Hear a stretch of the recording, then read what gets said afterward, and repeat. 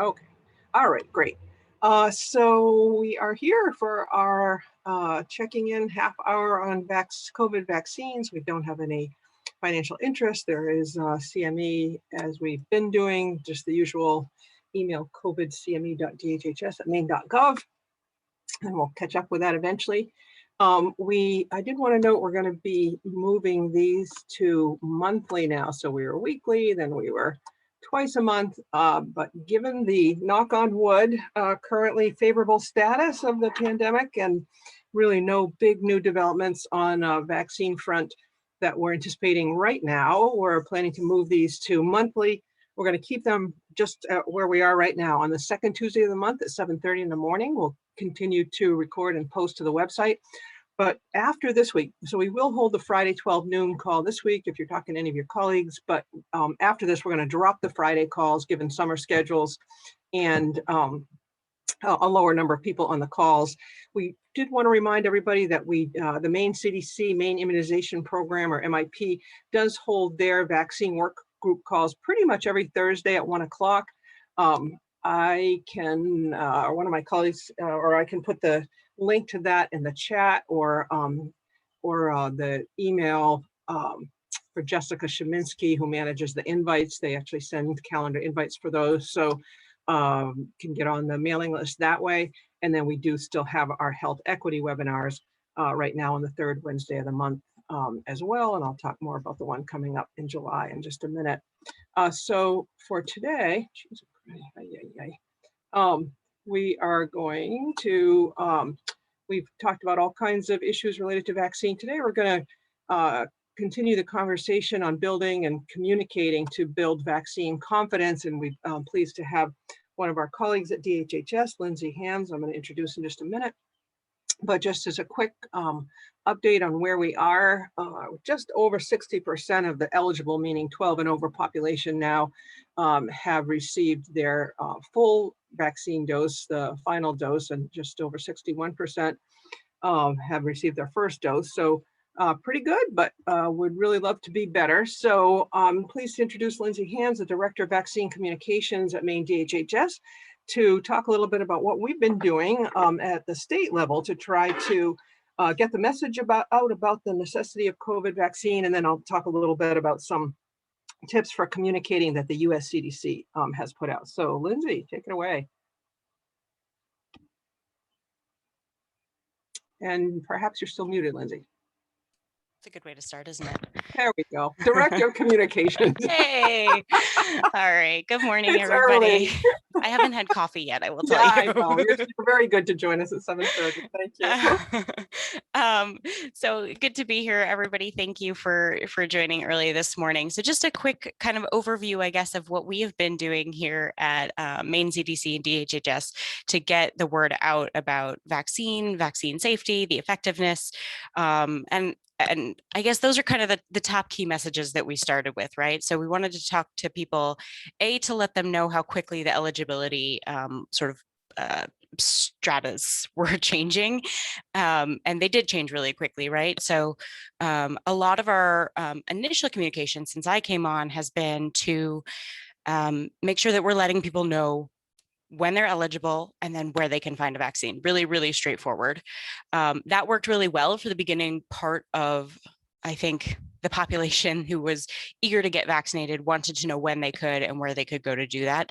It's an ongoing piece of the strategy, obviously, but we've started turning more of our communications now to looking at how do we reach the folks who have questions? How do we reach the folks who are a bit more hesitant? How do we get to the people who are watching and waiting? And so what we've seen as well from the research is that actually Maine's population of people who have yet to be vaccinated at this point are probably more of that watching and waiting crowd.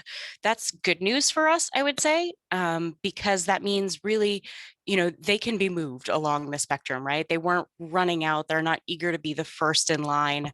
I think that's sort of typical of Mainers in lots of things. We're not people to chase trends typically, right? And so it doesn't mean we won't get on board.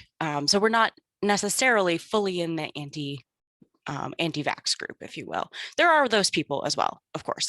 But I think that the chunk of the population that we're still trying to reach, I think, are people who have legitimate questions. And so we've been trying to take that on really sincerely. And we've been doing that through a number of different ways. You guys obviously know that Director Shaw did, I think, daily press briefings. And then by the time I came on, we were down to 2 a week. We've gone now down to once a week. But he's sort of been a consistent and steady presence all the way along, and taken a very just the facts ma'am kind of approach, if you will. And I think that that's been really appreciated, because people don't feel like that he's taken a political kind of approach to the vaccines one way or another. And so we've heard from the people that that's been a really good approach. And we're trying to continue that through the communications that we put out through ads, through social media, through television, radio.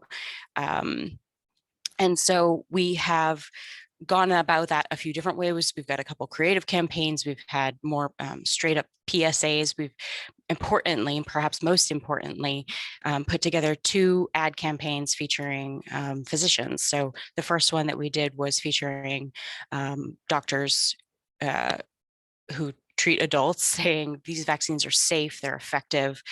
When I had my opportunity to get my vaccine, to protect me, my family, my practice, my patients, I did that, and I would urge you to do the same.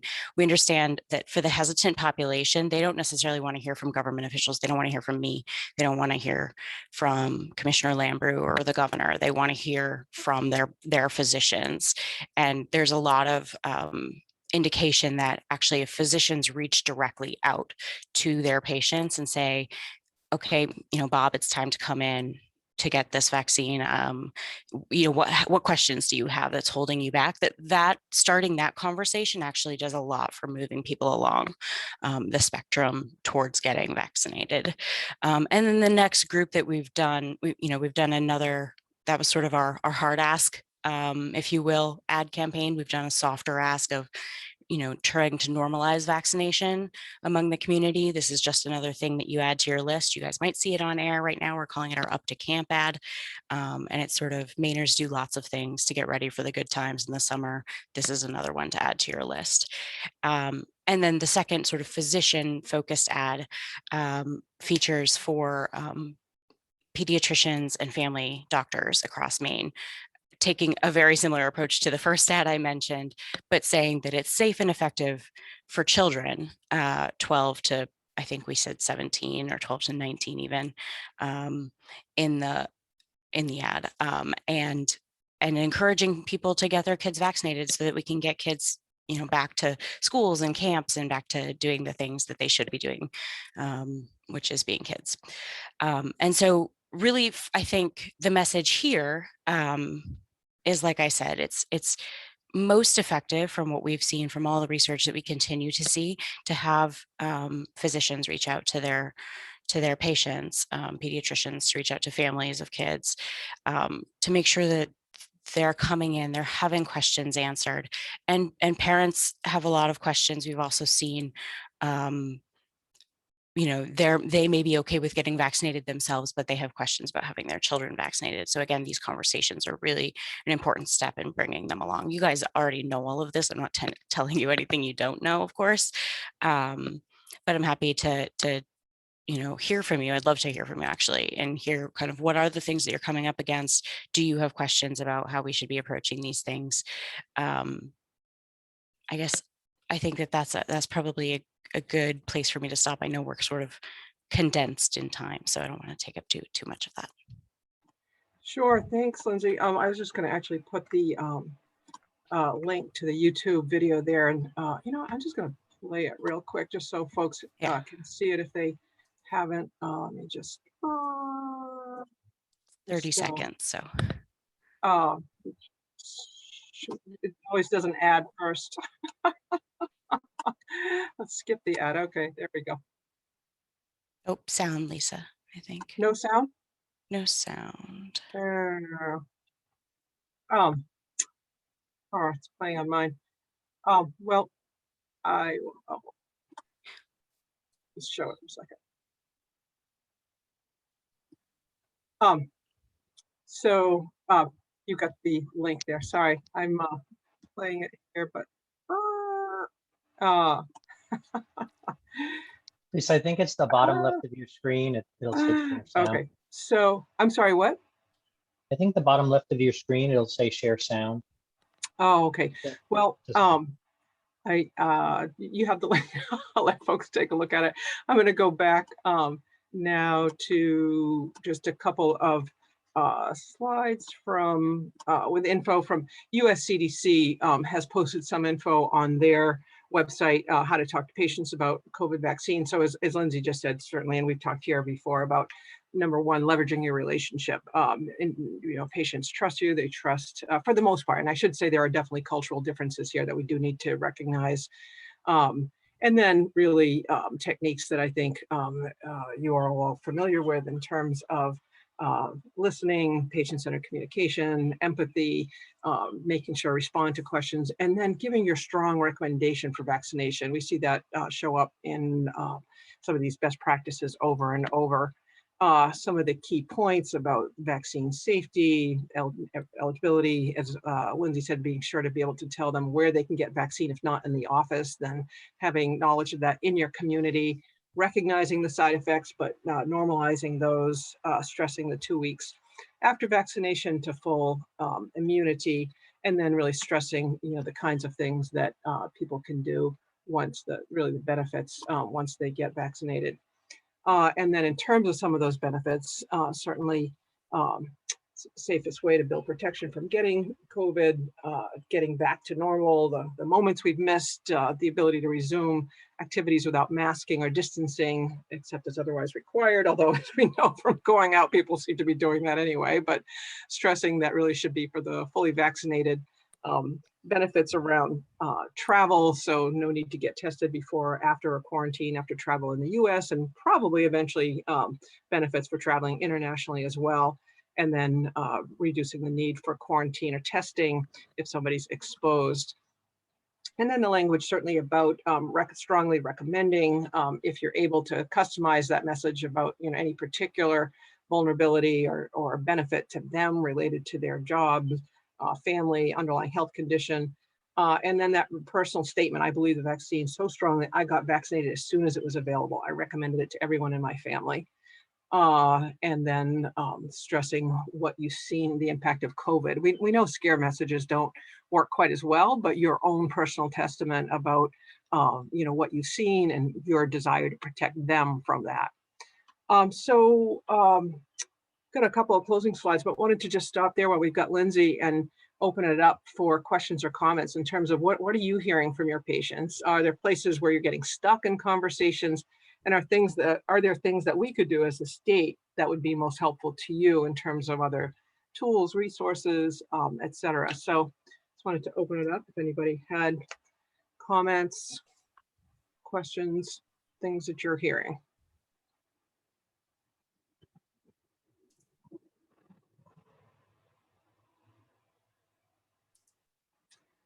Well, I'll throw one out. So I do clinical practice 1 day a week, substance use treatment in Biddeford. And I have found that most of my patients, it's gone pretty well. When I ask them, you know, when they come in, what their vaccination status is, most of them, many of whom have very chaotic lives, just haven't got to it. Yeah, doc, yeah, I wasn't sure. And they might have some questions. We talk about it and I feel like we make progress. But some get really stuck in conspiracy theories. Why is the government spending so much money? It's not safe. So I don't know, Lindsay, in yours or any of the clinicians on the phone, anyone on the phone, if you have suggestions for how, you know, when to sort of throw in the towel, how you do that. My last one was literally like 15 minutes. I couldn't get a word in edgewise. I just thought, this is going nowhere. I know I should end this conversation, but really stuck. I'll give a minute in case anybody else has run into this and wants to pipe up.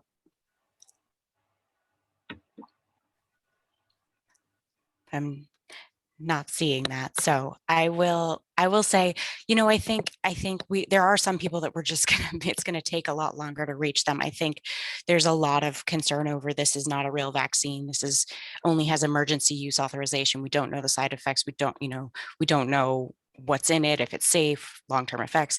And I think the thing to go back to here is that the vaccines are extremely safe. They're extremely effective. They've gone through the same rigorous processes that all vaccines go through before they're brought to market. And that instead, the reason that they were able to move so quickly this time is because the entire world was really working together. And so rather than cutting corners here, we cut red tape as a society, and we were able to bring them to market much, much faster. And, that I think that helps a little bit in playing with the sort of the notions that people think of with bureaucracy and red tape and sort of political leanings around those concepts. But it also maybe helps make it clear as to how come this could come to market so quickly and how could it possibly be safe. But actually it's been tested and it was brought to market because of the fact that everybody was working together to make sure that the timelines were sort of aligned as such that it was just possible to do it much faster. And that won't be the case for all vaccines, but I think that I think there has to be a recognition, like an understanding that we may not move people in the first conversation as well. And so kind of giving them some of that information, letting that sink in, and then reaching back out again. So, at a future date, if you can, via email or via phone, I think in person or phone, text is better, probably, but reaching out to just sort of say, like, have you guys thought any more? Have you, Bob, again, have you thought any more about getting vaccinated? And I do think that once we have the approvals as well from the FDA, which I think you guys probably know this far better than I, but I hear tell that may be coming sooner rather than later. That may also help the situation for those folks who are just not convinced that this is a real vaccine yet.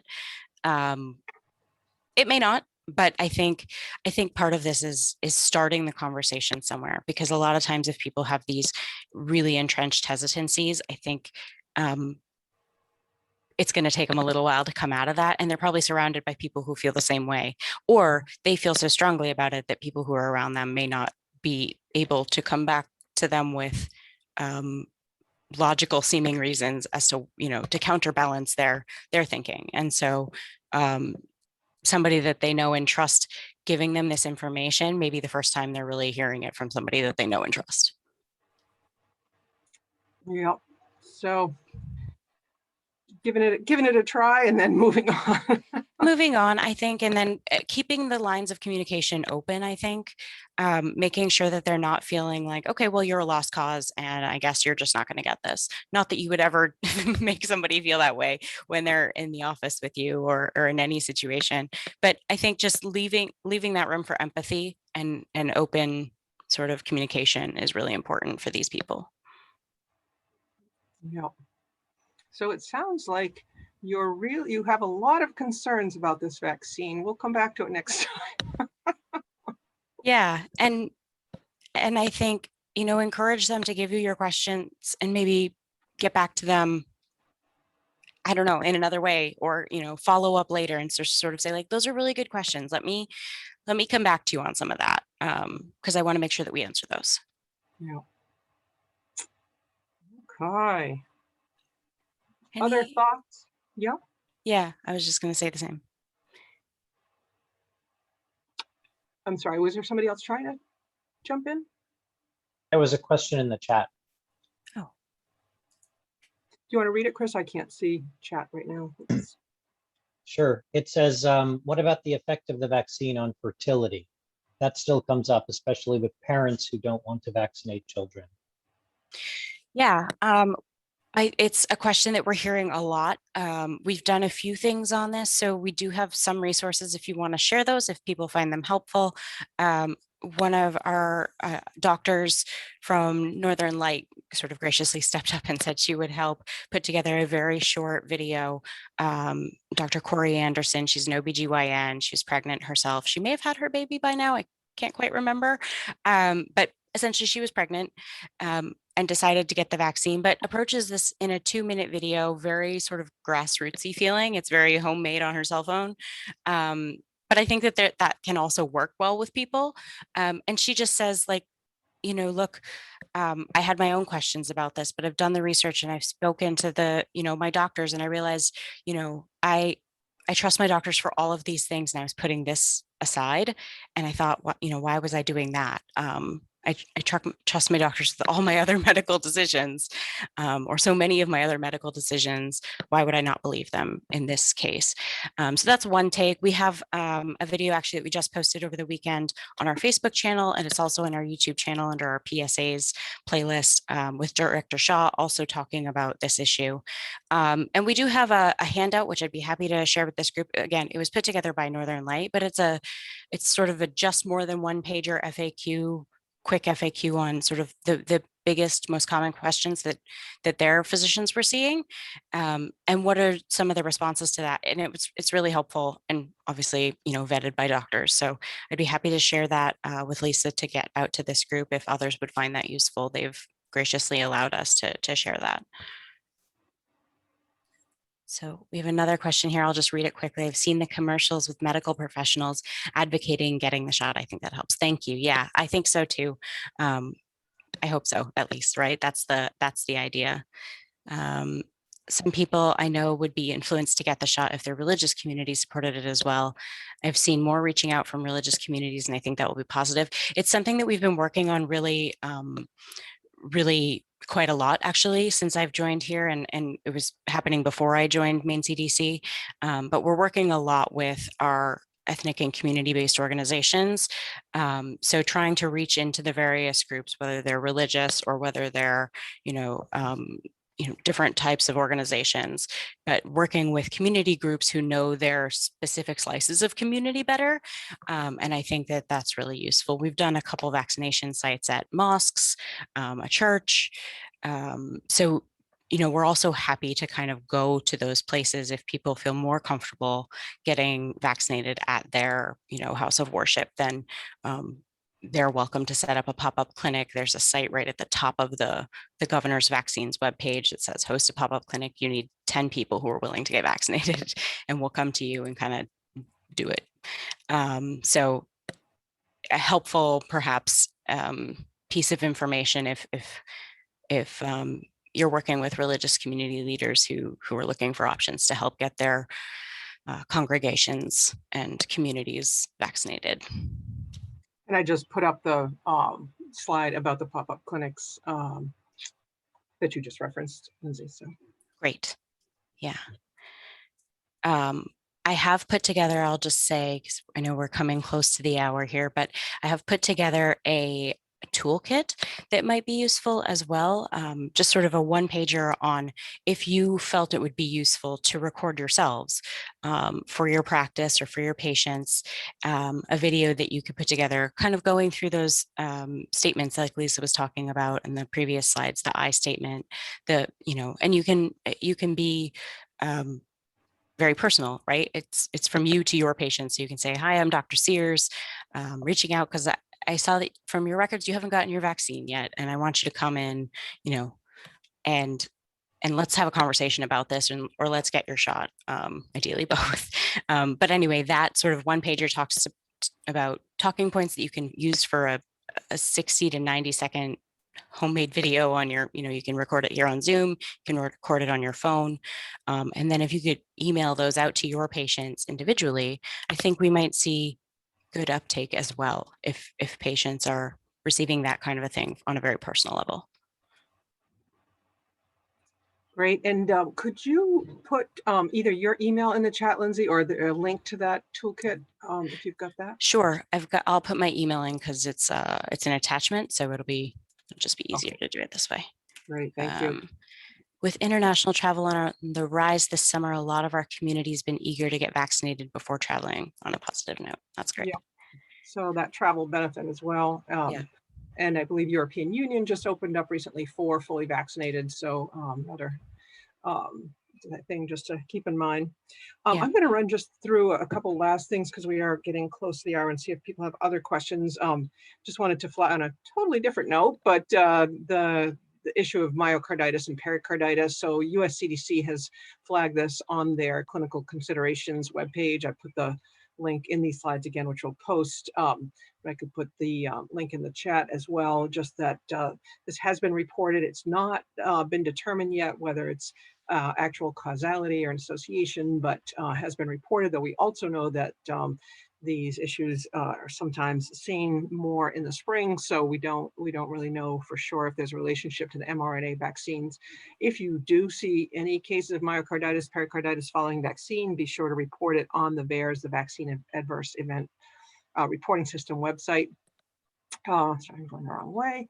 Talked about pop-up clinics, just a flag that we are continuing to hold the racial ethnicity equity webinars on the third Wednesday of the month at 7:30, and an update on the FEMA mobile van. If anybody has patients that they might want to refer to this, we've been way up around north and down east, and now the van is headed south again. So as of later this week, it will be in Portland from the 10th to the 13th, and Old Orchard the 15th through 18th. People can just walk up, or they can schedule a vaccination that is J&J.